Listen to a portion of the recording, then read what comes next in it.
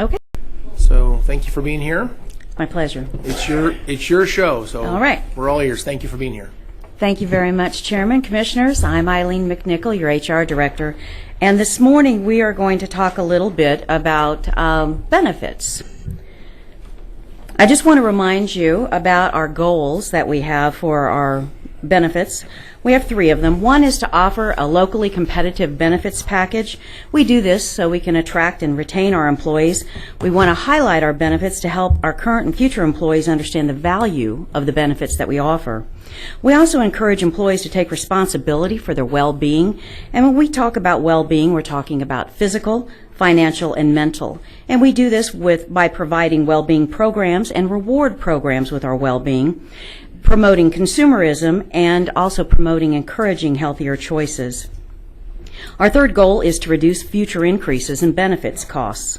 We do this by providing programs that focus on chronic medical problems, and those types of programs are the Diabetes Prevention Program, our new Rally program that helps build healthier habits and helps employees make healthier choices, our Real Appeal program, which is a virtual weight loss program, our Refill and Save program, and our smoking cessation program.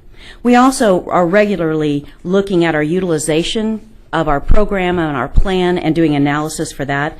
And we promote well-being with Columbus Day Well-Being Carnival, our financial seminars and training on financial planning, retirement planning, and debt reduction, and courses similar like that. And we also have mental well-being courses. Earlier this year, we conducted an employee satisfaction survey, and we had a 22% response rate with that, which is really pretty good. And what we heard back from the employees is that they're very satisfied with our dental insurance, our vision insurance, and our flexible spending vendor, but they're not as satisfied with United Healthcare. Though 76% satisfaction isn't bad, what we look for is around an 85% satisfaction rate. As a part of our vendor management program, as we get new contracts, we establish with the vendors that we include performance guarantees, and one of those is a satisfaction expectation rate of about 85%. So United Healthcare is just a little bit below that. The majority of the comments were regarding customer service and claims processing. The top 3 themes in the comments were that employees felt they were paying too much out-of-pocket cost, and they would rather pay higher premiums with littler out-of-pocket cost. And that preventive care isn't processed at 100%. This is just a matter of claims needing to be reprocessed. HR gets a lot of those calls, and we work with the employees to have them rerun the claim, and then it's handled appropriately. The third issue is the employees saying that they need to call United Healthcare a number of times to get responses to their issues. And we have been addressing this issue with United Healthcare, working with their customer service manager, and we're expecting to see a vast improvement with that. So when we talk about what can we do to help with the rising cost of health care, there was a recent national survey done by Mercer, and Mercer is a very prominent global HR consulting firm, and they found in their survey that the 3 top things that you can do to help with the rising cost of health care is to look at your plan design, to look at the care delivery, and then to look at issues that address employee well-being. What you see on this slide is what's in red are the things that we are not doing, and what's in green are the things that we are doing. So today, the majority of what we're going to be talking about is under the plan design, looking at having employee premium shares of 20% or more. That's a best practice. Having consumer-driven health care plans, having a health savings account with employers seeding that, and then integrating voluntary benefits into your core benefits. Now, under care delivery, we do very well with this. We're going to be, United Healthcare will be here next week to give us their report on our 2015 claims and our experience with that next week.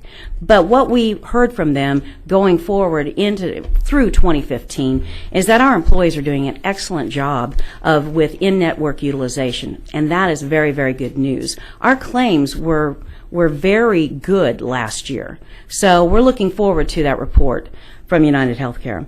So we don't have an issue with poor network utilization. Now, we don't have surgical care centers of excellence just because United Healthcare doesn't have very many of those. Telemedicine is another thing that is best practice for care delivery. And in 2016, we started our virtual visits. And this is for minor conditions. You can FaceTime or Skype with a doctor for a $20 copay. It saves a lot of time for employees, and it's very affordable to do that. And the doctors can provide prescriptions for minor conditions. So it's very helpful. Can I ask a Sure. question? Surgical Centers of Excellence. Explain to me what that means exactly. It's the same, like with United Healthcare, we have a Tier 1 provider, which is someone who has very good results and low cost. It's that type of thing with surgery centers, and United Healthcare just doesn't have that available, a lot of them. But we do have Tier 1 providers as far as practitioners go, just not with surgical centers. The other thing is narrow networks. Again, because we have good utilization of our in-network, we don't need to provide more narrow networks saying that employees just need to utilize these providers. So we don't need to do that at this time. And then the other thing that we're doing well under our care delivery is we also implemented in 2016 step therapy for prescriptions. And what step therapy is when you have a new therapeutic condition, you're asked to start with a generic and to see if a generic will work. If it doesn't, then you can move on to the next step, and if that doesn't work, then you can move on to the next step. And the whole purpose of that is to try to control costs so that people are utilizing generics instead of going for the most expensive coverage. Under employee well-being, we have implemented a lot of this, and a lot of it was implemented this year. We do have well-being programs for our employees, as I mentioned earlier. We have opportunities for our employees to participate in challenges. One of those is with a new program, Rally. And technology-based well-being resources, we have a lot of resources that are available through United Healthcare, and we also have our new program of Rally and Real Appeal, which are specifically technology-based. As we discussed a few weeks ago, we have just kicked off our incentive program for our well-being program. We've always offered an employee assistance program, and we also encourage physical activity at work. There are many posters that have been around for years encouraging people to take the stairs, and also we have many walks that we participate in, encourage employees to participate in. So what we're going to be talking about this morning is plan utilization, looking at a high deductible health plan with a health savings account, and looking at integrating voluntary benefits into our core benefits. When we talk about plan design, the things that are of issue that are cost share adjustments are premiums, co-pays, deductibles, co-insurance, and out-of-pocket maximums. So these are the things that we're going to be talking about this morning. Earlier, when a few times ago when we met, we talked about our competitors. We talked about the City of Wichita and their plan, and we talked about Johnson County. And we just wanted to provide more information to you about the single coverage and the family coverage. So you'll see here that Sedgwick County, we have one plan. It's a preferred provider organization, or a PPO. The City of Wichita offers 2 plans, and Johnson County offers 3. They have 2 PPOs and 1 high deductible. As you go across the chart, you'll see the deductibles, and this is where we really differ. We have our deductible is much higher than the other PPOs, except for, of course, the high deductible plan with Johnson County. We're all at 20% co-insurance, except for the high deductible plan with Johnson County. Our out-of-pocket max is pretty comparable. What our employees pay the least, which is really, that is the shining star of our plan. And there's the employer share and then the total cost. The family plan, it's the same thing going across.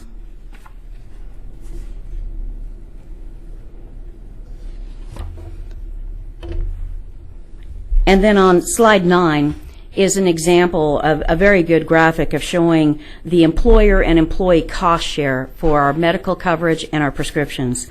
Sedgwick County, we're the lowest. Our cost share is 5% for employees and 95% for employers. That's very good for our employees in that regard. What's the percentage for the others? For the City of Wichita, their premium plan, it's 20% for the employees and 80% for the employer. Do you see that on the neck. Okay. on 9? Yeah, I hadn't got to that piece. Okay. Okay. Got it. Thanks. So based on the feedback we got from the survey and looking at the plan design changes to help keep our health care costs down, we looked at offering a PPO with a low out-of-pocket cost and higher premiums for employees.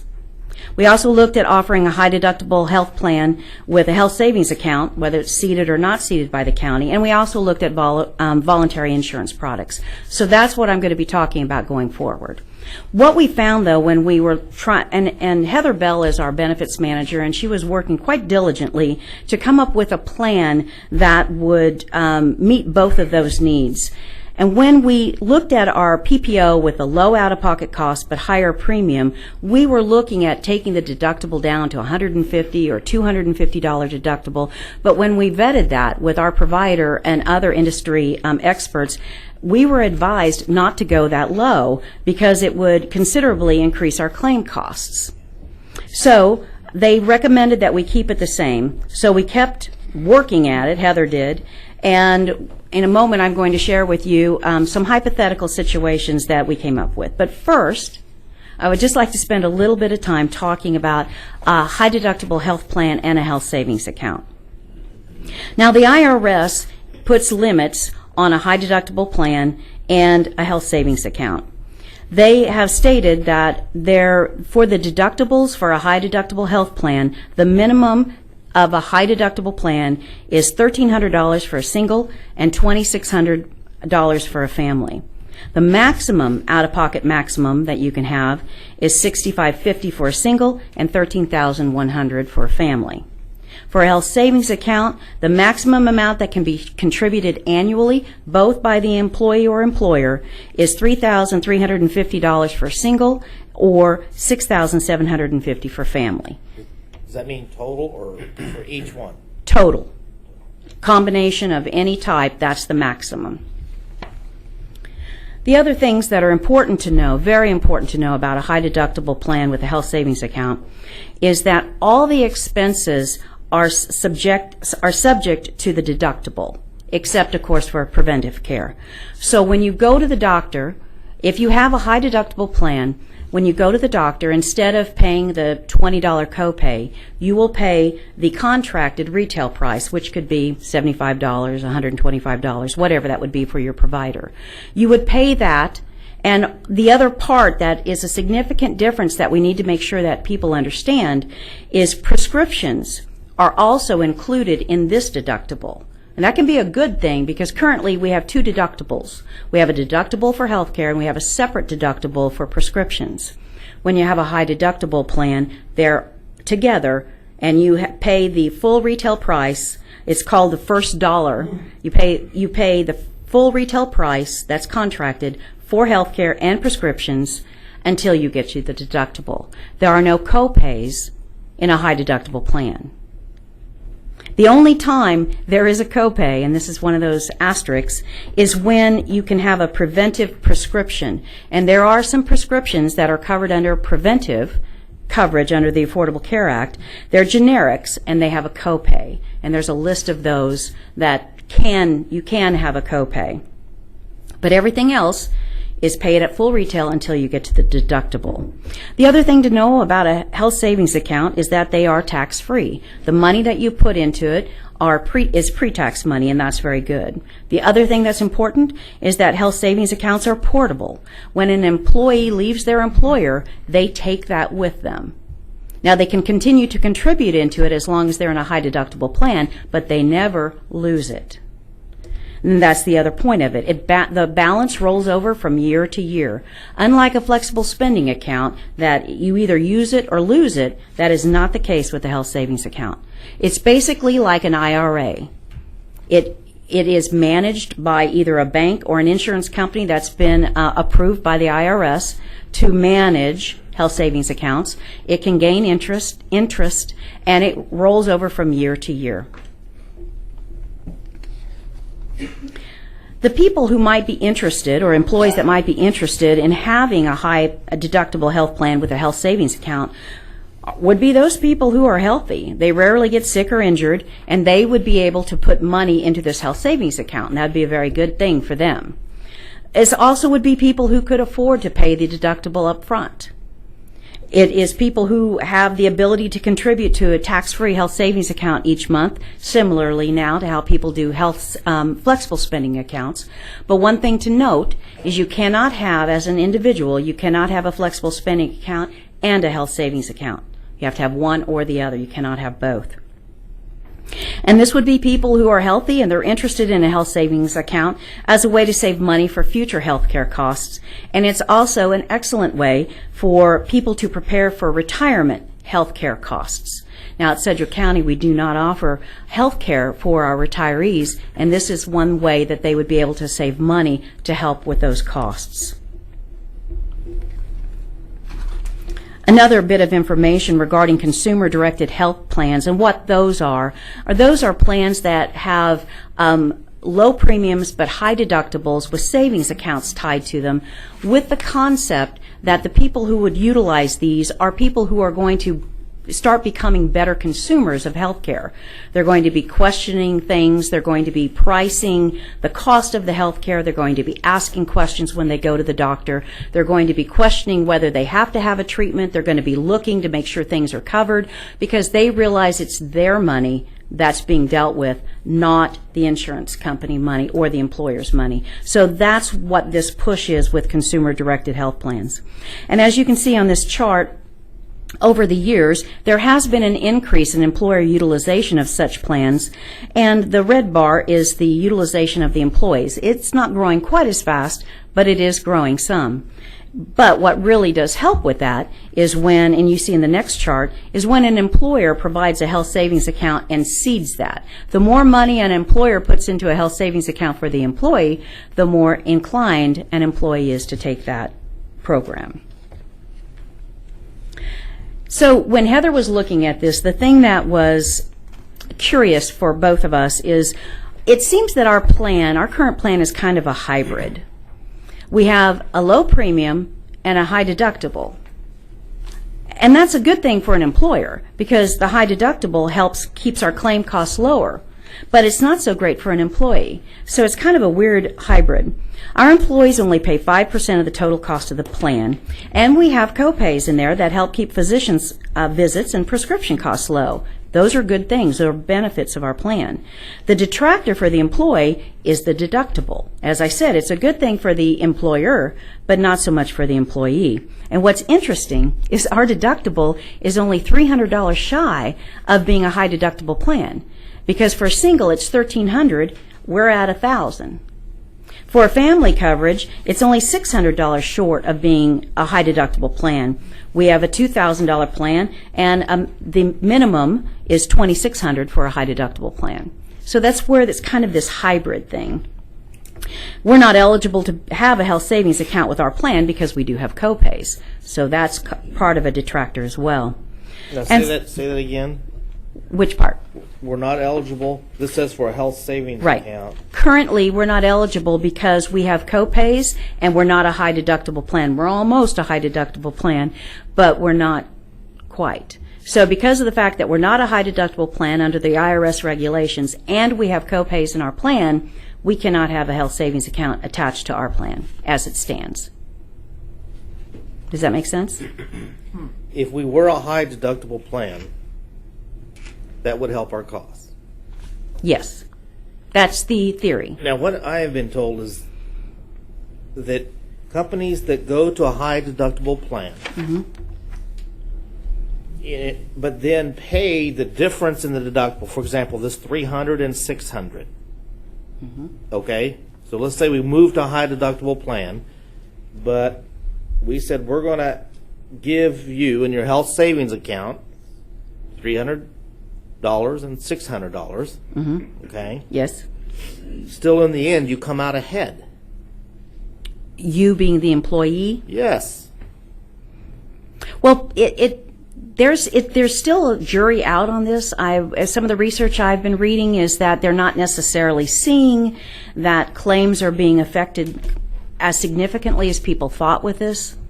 it's hard to say. I spoke with Johnson County. They've been doing a high deductible health savings account since '07. They have 11% participation rate, and they really haven't seen that much of a change in their claims. In their what? Claims.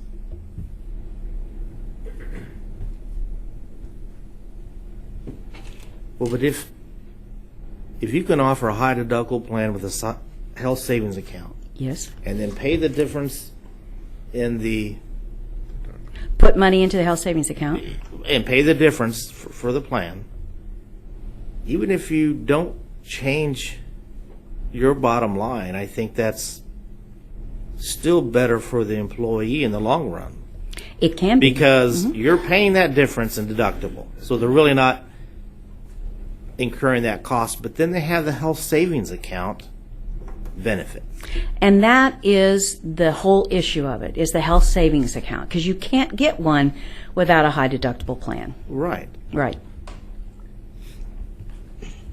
But we can decide to give them a certain amount of money to cover that difference in the deductible. And typically what's given is about half of the deductible.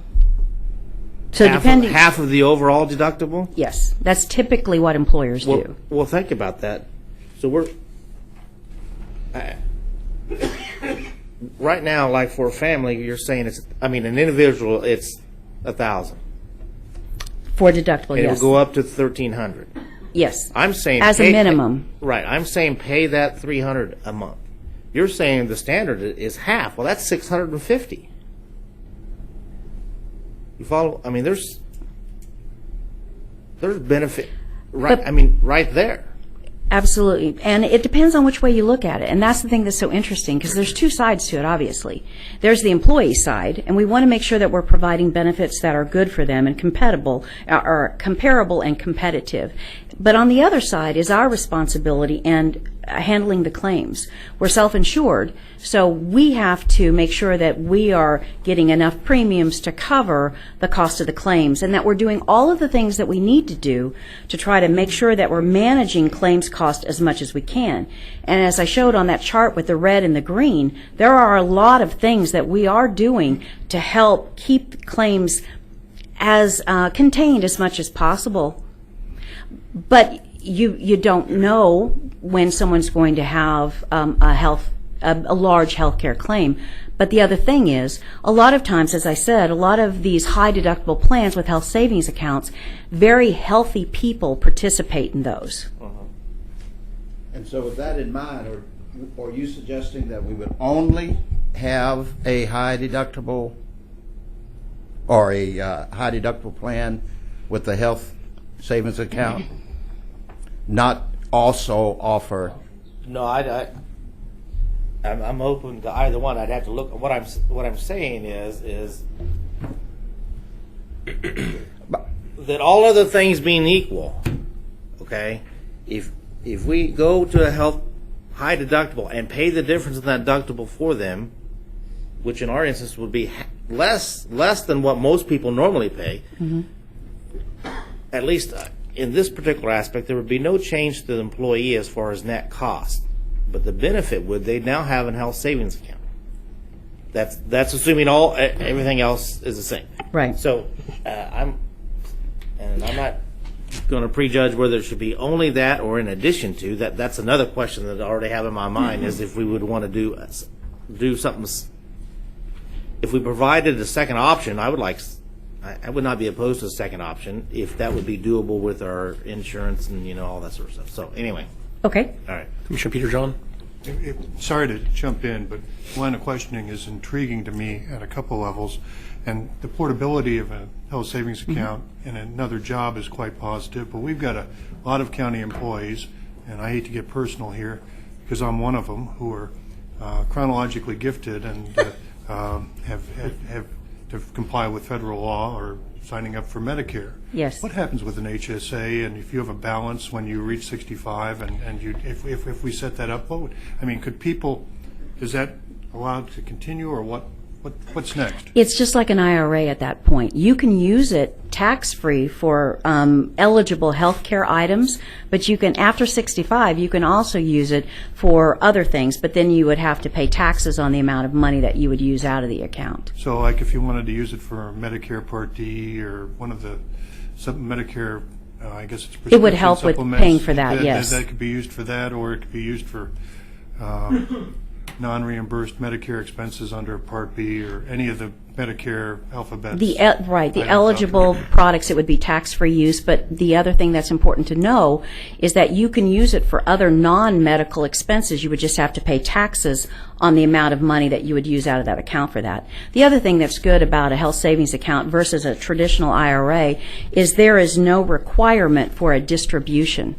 Often with IRAs, you have to use a certain amount of money by a certain 70 and a age. half. Right. Yeah. And you do not have to do that with a health savings account. Thank you.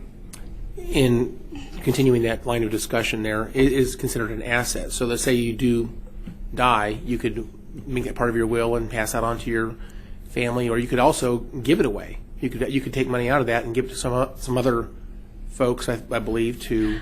Isn't there some option for transferring money out of that to help with other people's health needs, or... It needs to be for your dependents. Okay. All right. And then finally, one of the benefits of the high deductible plan, of course, I think there's a savings to the employer. In other words, the premiums are much less from the employer costs. I don't know. I'm asking. I guess A that's high the question. deductible plan, not so much. And let me get to the next slide, and I'll show you what that. I'll ask questions later on. Thank you so Okay. much. The very next slide. Here we go. So what we did was we put Heather and I looked at some of these things, and Heather worked quite extensively on trying to come together with a plan that would make sense to meet both of those issues of having a PPO with a lower deductible and a higher premium, and a high deductible with a lower premium. So what you're looking at here, if you look at the first column, this is our current plan. This is our PPO plan as it stands now. We have that 5% cost share, which means the employee pays 5% and the employer pays 95%. We have that $1,000 deductible, and the monthly premium is $23.82. Now, the out-of-pocket max for a single is $2,000. You go to the family plan, same 95.5 cost share. There's a $2,000 deductible, and it costs $69.09 a month with an out-of-pocket of $4,000. That's what we currently have. Now, you move over to the next two columns, and these are our hypothetical plans that we're suggesting, just to give as an example.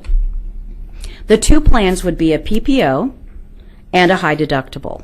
If we go through the PPO first, this is where we're looking at providing a lower deductible, but it has to have a higher monthly premium to differentiate it from our current plan and from a high deductible.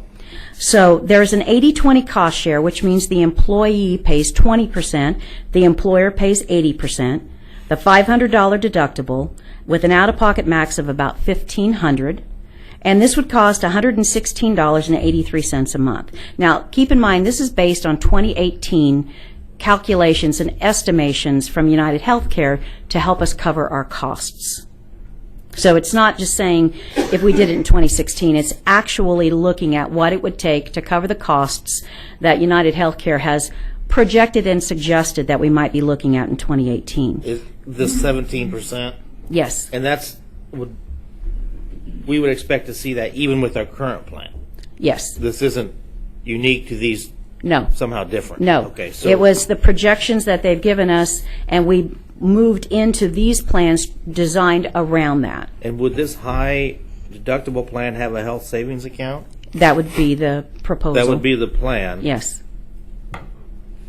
So as you move down to the PPO for family, it's the same 80-20 cost share, $1,000 deductible. It would cost $338 and some change a month, and the out-of-pocket is $2,500.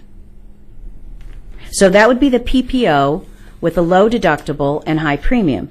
The last column shows our hypothetical high deductible plan.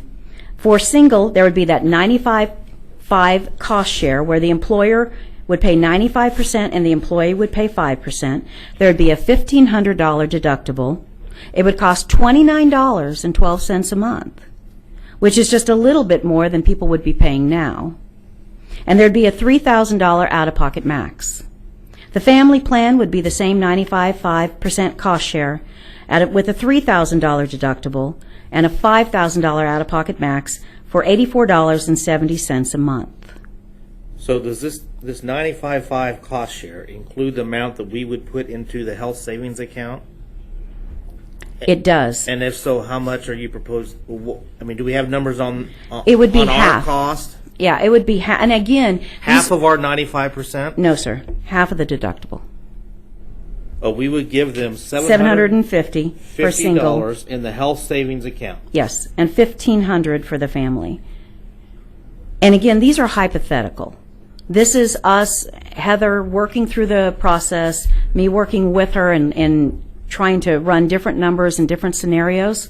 But this has not gone through working specifically with United Healthcare, running through their actuarial and looking to see exactly where does it best fit. Right. So these are hypotheticals. But see, this does what I was saying earlier, because even though the deductible goes up to $1,500, we're paying $750, so their actual deductible is $750, which right now it's $1,000, versus the plan goes up to $3,000, but we're paying half of that, so it's actually net $1,500 versus $200 now. Right, or I mean, 2,000, right. But you're right. We have to look at actuarials to Correct. see. But then they would have the option of putting more money into their health savings account. Absolutely. Tax free. Right now, a lot of employees participate, well, that's not the way to say it. We have a number of employees that participate in flexible spending accounts. The maximum amount, and a lot of people do the maximum amount, is $2,550. If we do a health savings account, they can't have a flexible spending, but they could put that same amount of money into their health savings account up to the maximum allowed by the government. So they would still be able to put some of their income tax-free into this account as well. Does that make sense? No, it does. And Okay. as an aside, we've had some discussion about legislative agendas for the federal level as well. It strikes me that one of the best things that the federal government could do to help, well, everybody, is to eliminate that maximum on the health savings account. And maybe that's something we need to just... Commissioner, you mean the flex spending account? I mean, that's established by our masters in Washington. The health, well, both. Both. But we're talking about the health savings account. You just said there's a maximum Correct. in both of these of what we can give and Right. what the individuals give. Okay. Good. Okay, thanks. If I can ask a question. Sure. Because Commissioner Ranzau's line of questioning raised a couple points with me, and I think they're pretty basic questions. First, on flexible spending accounts, do you have a rough idea of what percentage of our employees who are receiving health care benefits from Sedgwick County are taking advantage of the flexible spending account option? We have about 980 employees that participated in flexible spending for 2015, and a little over 1,000 that are participating this year in flexible spending. So about a little under half, maybe 45%.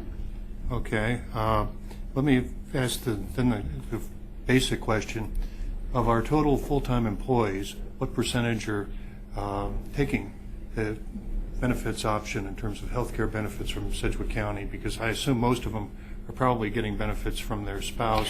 A number of them do, different but employee. we have about 2,500 employees that have health insurance coverage with us. So we're somewhere between 96 to 97%. Yes, it's a large utilization. Okay. And it's because it's so affordable. Okay. Well, no, but it's an important number Yes. for us, because obviously the bigger the pool is, the more attractive we are to anybody who's going to be seeking our business. Correct. Okay, thank you. Mm-hmm. So for 2018, for your consideration, we could look at doing a high deductible health plan with a health savings account, and you would need to determine if you want to seed it and how much, and also offering then a low deductible, high premium PPO, but that would require, in providing those two plans, that would eliminate our current plan. So you would need, that's for your consideration if you would like to do that. And then we are suggesting, if you want to implement plans like this, that we do it in 2018 for two reasons. One, Our United Healthcare contract ends at the end of 17, and we would need a lot of time to put an education campaign around for our employees so that they would understand the value of these plans.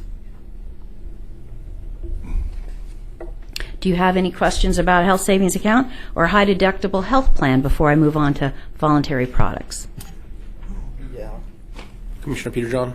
If I can jump back in, and when we talked about high deductible with HSAs, do we have any sort of a ballpark idea in terms of, a guess in terms of what type of participation if we offered a plan, and is there anybody comparable? I mean, I know you're comparing us to the various plans the city of Wichita and Johnson County had.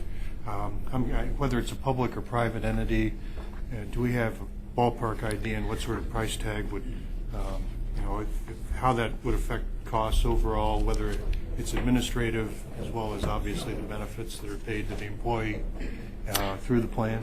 I don't think we'd see much change in administrative costs as far as our ASO costs and paying to manage it.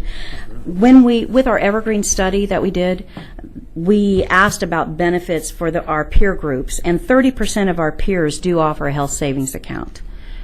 So there are a number of government entities that are doing health savings account. A lot of employers are moving in that direction to try to help save, stop healthcare costs. But again, in talking with Johnson County, who's been doing it since '07, their utilization's been inching up a little bit. It isn't very high. It's at 11%. But I think that's a part of the change that's occurring. We have gone from a system where you go to the doctor and do whatever the doctor says and the company pays for it, insurance pays for it, so it doesn't matter, to a more of a consumer-directed healthcare where we want people to understand the cost of things and to make decisions, to treat health insurance basically like you do car insurance. It's the same thing, it's just that we've never looked at it that way. Well, that raises a whole bunch into the philosophical questions. Indeed. That I'm not going to enter at this point in time. But it's interesting. I didn't realize the market penetration overall, if there are areas up to 30%, that's a much higher percentage than that number is a little surprising to me. But I'm glad.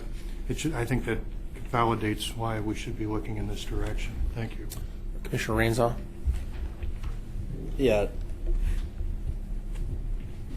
Consumer-directed health plan. Now, what do you mean by, you're not talking, that's not the same thing as a high deductible. It is. It is, okay. It's the larger, it's the umbrella concept. Now, as far as these, this hypothetical high deductible health savings account, I mean, can we get our insurance company to give us projections? Absolutely. I mean, are we, okay. I mean, Yes, we can ask them to help us work up a plan. actuarial stuff to see. Absolutely. And I think I would probably prefer to add it as an option. To have two. Right. Similar in this hypothetical, where you have a low deductible and a higher premium, and then the opposite, to give that option. I would keep the current plan myself and then add in this other hypothetical. But The challenge with I that. haven't processed that enough. Understood. So I mean, I'm really kind of. The challenge more with on our the other. current plan is the fact that it's so close to a high deductible plan. That was why we proposed or put in this hypothetical of having a lower deductible with a higher premium, based on the fact that a number of folks in the employee satisfaction survey said they would be very interested in paying more per month if they paid less out of pocket. I know, but you have to be careful with results of surveys because we do have a high percentage of participation. Mm-hmm. You're not going to make everybody happy. So, I mean, we could go the other way, and then you'll do another survey, and you'll have people complain they want to go back to the other one. So Absolutely. I guess to me it's a matter of percentages to see what is the best fit. I wouldn't necessarily be opposed to that. We'd have to do the numbers and see. But to me, the biggest move that we to look at, I think, is to do the house savings account and high deductible. Okay. if you don't mind, I'd like to talk about our current plan. So if I understand correctly, on page 16, it says there's a $1,000 deductible for a single PPO. And I assume that the well checks, things like that, are paid 100%. That is correct. So it's not part of the deductible. And so if they go to the doctor, not a well check, they'll pay the first $1,000. And then once they do that, then we go into this 95% cost sharing. They can, no? No, then it goes into coinsurance. Coinsurance. And that's a 20% coinsurance, where as the employee pays 20% of the bill and the employer pays 80%. Up to another $1,000, and then they have a maximum out-of-pocket of $2,000, Correct. at which point then we pay 100%? Yes, sir. Okay. So the 95.5 cost sharing, what does that mean exactly? That means for the cost of the insurance, for the claims that we have to pay, we bill our employees 5% of that cost, and we cover 95% of it. Okay. So this, okay. It's sharing the cost of the insurance. Okay. So the insurance premiums. Correct. Okay. And so so the employee's paying $23.82. Correct. So what are we paying? So if that's 5%, I can calculate 95%. Okay, I can do that. It's also in this, it's on page 7 and 8, as far as an annual cost goes. An employee pays $286 under single for the year, and we pay $5,386. I see that. Okay, thank you. That helps a lot. Now, Go ahead. so now you got me looking at this other one, this low deductible plan, okay? Would the mechanics of that work the same just as you described for our current plan, except for the numbers being different? Yes. I mean, so you're saying, but you're talking a hypothetical $500 deductible. So they're gonna, like on an individual, you're gonna save. I don't understand financially. I don't see how. I mean, They're paying more in premium. They're paying more per month yes. I mean, you're towards the paying- plan. You end up paying more than what you save in the deductible, though. I think almost twice as much. To answer your question, I really would have to. Well, you got to look at the difference in the Right. premium, monthly premium, multiply that times 12, and then compare that to $500, which, is anyway. So, And that's where it's tricky. I mean, that's where, for instance, the city of Wichita, they have a high premium and they have no deductible and no out-of-pocket max. And that is heaven for an employee, but it's not very good for an employer. right. So having a low deductible with a higher premium is necessary to have an option to the low deductible or the low premium, high deductible. And that's where it gets tricky. And that's to your point, when we work with the insurance company, they can provide some options to us and with a lot of detail of cost. Yeah, but my calculations, this one, the hypothetical one, an individual is going to end up paying over $600 more a year. I mean, Than now. than what they or would the- have. Right. Unless I'm missing something. Okay. I don't think that you're missing anything, but the point and the struggle that we had is our plan right now is that with that hybrid, where it's less per month for the employee, but it's got that higher deductible. So we wanted to provide a lower deductible, but we were advised not to drop it too low. So that's where it makes it, awkward, not perfectly sensical. I happen to notice that Wichita does have a plan like that. They have one that employer paid costs are almost the same as ours. We're paying for a family on page 8, $15,620. They're paying $15,043. We've got a $2,000 deductible, 20% coinsurance. They are zero, Right. but they're paying $3,700 from the employee. And you think that makes someone happier? The employee is paying $3,700. Right. So Right. that makes them happier that they're paying that and they get a better. That's That's okay. But the problem with that is claims. They have much higher claims than we do. Yeah, I would think so. I think Yeah. one of the beautiful things about an HSA is it allows people to think, do I really need to, to spend this money? They feel a little bit of ownership to the money. And That's exactly right. And a little more judicious in how they spend that and whether they need the care or not. So, That's true. Are you ready to move on to voluntary products? yeah, please let's Okay. move forward. Thank you. Voluntary products are 100% paid by employees. It costs nothing for an employer to do this. There's no cost share with voluntary products. And the thing that's good about voluntary products is it is money that's paid directly to the employee to help them with daily living expenses. It's not paid to the provider. It's not paid to the hospital. It's not paid to the doctor. It's paid to the employee. So it's truly their benefit that they're getting with it. There are a lot of different plans: hospital indemnity, cancer, intensive care, short-term disability, and critical illness. We got information from AFLAC showing that there are a number of government employers that are providing voluntary products. The chart shows the various types of products that are available and the percentage of employees that have elected those. And then there's a listing of the cities in Sedgwick County specifically that are utilizing AFLAC products. With the Mercer study, one of the things that they talked about as being a best practice is offering voluntary products when you offer a high deductible plan for the reasons listed here. It does help fill in gaps for employees in coverage. It's an additional benefit that doesn't cost the employer anything. It reduces financial stress for employees because of the fact that they can get money for daily expenses depending on whatever coverage that they get. It helps maintain the options that you're offering as your core plan, and then it also helps drive enrollment for high deductible plans because people feel that they could afford to go with that other plan if they had this plan, the supplemental plan, as a backup. Now, we could do this if you wanted in 2017.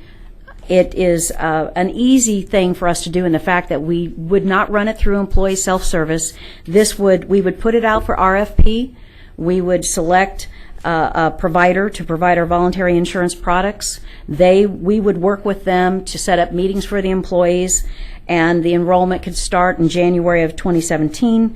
We would follow the payroll deduction guidelines, and it's an easy thing to provide for employees, and it's at no cost to us. It's just whether or not you all would want to do that. Have we offered any of these in the past?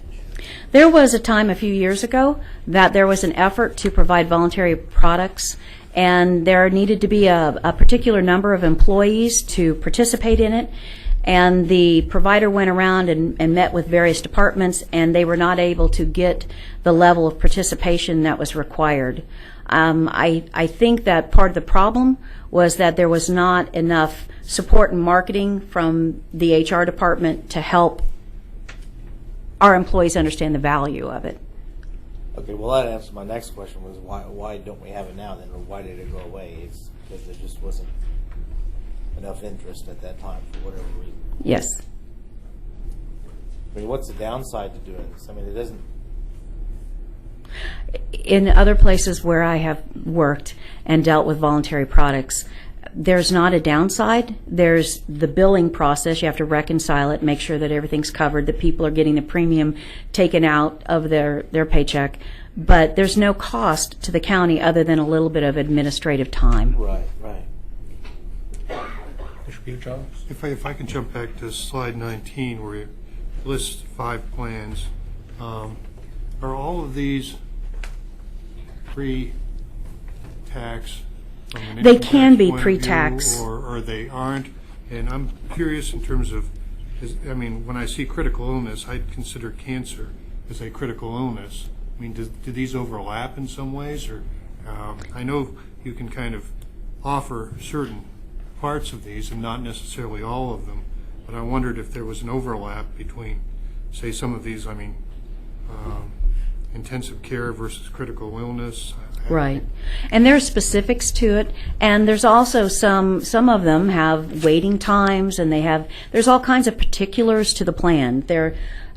You always have to read the fine print. You have to make sure you understand what you're getting. Okay, but they are all basically pre-income tax. They can be. They can also be post-tax if an employee so chose. Okay, but it's up to the employee to make that decision. They can make that decision. Okay. Well, I'm trying to understand and wanted to know if on slide 20 where it shows participation rates between almost 8% to a little less than 30%, how many of these basically, if we have any idea if they're offering 1, 2, 3 on average of the In my other experience, communities offering these plans or offering 1, 2, how many? in my experience, there is a whole plate, a slate of offerings that employees can choose whatever they want. So it's kind of a smorgasbord for Yes. coverage. Okay, Right. thank you. Okay. The next thing I want to propose for your consideration is the elimination of our opt-out credits. I want to explain why. This is providing an opt-out credit for an employee means that you incentivize them not to take your insurance. This was something, it's not done as much as it used to be because of the Affordable Care Act. Now everyone has to have medical insurance, so employers have kind of backed away from that a little bit. But the intent of it was to offer enough of an incentive for people to not take your plan. For instance, if you had a $500 a month plan, you would offer someone $250 not to take your plan so that you didn't have to cover them. We are in a different type of situation because our premiums are so low that there's no incentive for our employees to look for other insurance. So basically all we're doing is just giving them money to not have our coverage. It's $11.53 a paycheck that our opt-out is, and our single coverage is $11 a paycheck. So they're gaining 53 cents for this opt-out. And the other part of it is we do have a few married couples or folks that both work here. And so one employee takes the spouse's coverage for family, and then we pay them that $11 opt-out. It's not really what was an intention for an opt-out plan. So I just wanted to provide you the information that in 2014 we spent $77,000 to 343 employees, and then last year we spent over $74,000 in these opt-out credits for folks to 318. And it's not the intent of an opt-out program, and it's not really doing what it's supposed to do, and it's very, very small. Again, because of our plan design, it just isn't, it's just kind of like money we're spending that we don't need to. So question on that, what happens if their spouse doesn't work at Sedgwick County, but they do have a spouse that has insurance for their family, and it's a better, maybe they like that plan better? Could they not just say, I opt out of Sedgwick County's and I would go with my spouse's plan? And that's what they do. All we do is we give them $11 a pay period to do that. Going back to page 8, though, does that not save us the $15,000 or let's look at a single, does it not save us the $5,300? It can. I mean, obviously, when a person's not on our plan, we don't have their claims. I mean, if I take 343 employees and take that times, the least cost would be $5,386 per employee. What's that cost total? That's what we're saving, right? Potentially. Potentially, yeah. That's a pretty big number. Okay. Again, it's for your consideration. Okay. So I guess I view insurance as an employer benefit, part of their package, overall package, and I hate to make an assumption that they have to take our insurance and it costs us more money when they really don't have a need for it. If they have other options, I think we should give them their benefit in a... And a lot of every employer does that, Okay. but not as many employers do an opt-out credit. That was the point I wanted to bring forward to you. I don't want to be too quick to Understood. judge this, but I guess my thought is I'm not sure that opting out or removing an opt-out option is good for the county. But Commissioner Peter John? Yes, on the voluntary benefits, Eileen, one of the things I've heard when we had that program previously was there were certain thresholds for participation that were being sought. And I think we did not reach those Right. at that time.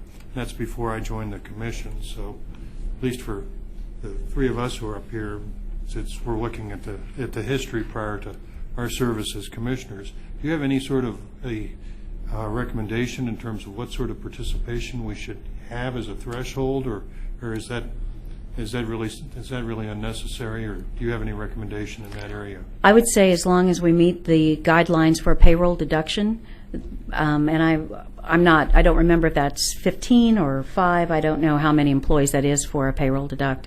Does anybody here know that recommendation percentage? 3. It's just 3? Okay, thank you. Commissioner Ranzau? I guess on the opt-out, I mean, whether or not it's cost beneficial is dependent upon whether people are truly opting out because of this money they're getting or not. If this went away, would they actually make the decision to take our insurance or not? Or they're taking their spouse's insurance for whatever reason and just taking this because they can. I think because our premiums are so low, there's really not that. As again, the design of an opt-out credit doesn't necessarily work because of our low premium. Yeah. Now, if you decide that you would like to go to a different plan, then we might want to revisit that as well and look to see what type of opt-out credit, if you wanted to provide it, we would offer. Right. And there's other reasons for opting out. For instance, I opt out, but I get 2 different health insurance through the VA and TRICARE just for my retirement. So to do a third one just doesn't make sense for me or my family. So although it's a small amount of money, it's better for you to take that small amount of money than take the insurance, right? It would be a triple health insurance Right. is just totally unnecessary.